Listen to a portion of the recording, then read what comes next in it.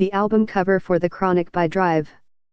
DRE, photo, none, corrections and clarifications. An earlier version of this story listed the incorrect release date.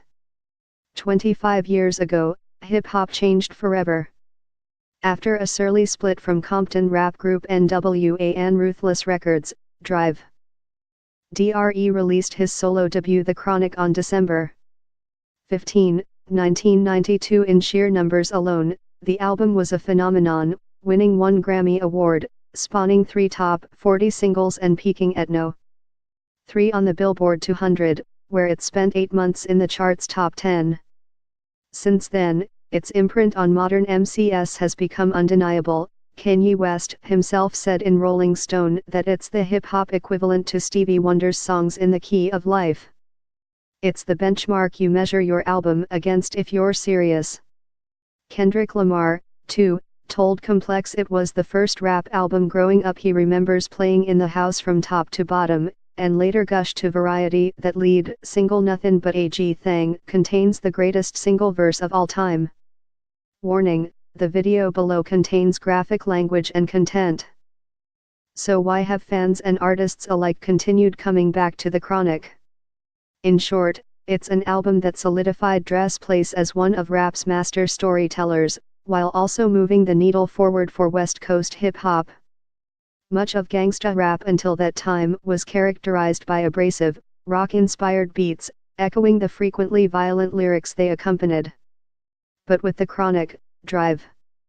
DRE helped popularize the subgenre known as G-Funk, rapping over slower, bass and synth-laden grooves, and favoring live instruments over samples.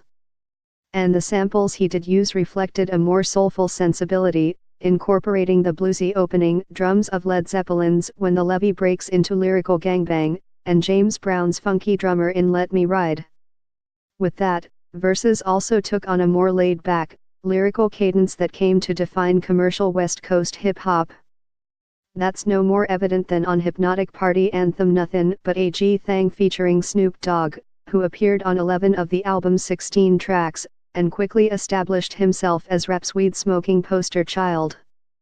The Chronic, after all, is named for high-grade marijuana and pays homage to Zigzag Rolling Papers with its cover. Warning, the video below contains graphic language. In addition to Snoop, the album introduced hip-hop fans to Dre's deep bench of collaborators including Nate Dogg, Warren G, RBX and Lady of Rage, the latter of whom appeared on the record's most admittedly tasteless skit, The Doctor's Office, in which DRE feigns having sex with a patient. The misogyny of this and B&S are particularly uncomfortable to revisit in 2017, given the current outcry against sexual harassment and the rapper's public admission of beating women as a young man. But other The Chronic cuts like Little Ghetto Boy and The Day the End Took Over should be applauded for their searing commentary on poverty, police brutality and being black in America, a torch he carried from his FTHA police days with NWA, and no doubt helped to inspire the scores of socially conscious rappers in present-day hip-hop. DRE went on to release 2 more albums, 1999's 2001 and 2015's Compton, and exert his influence behind the scenes.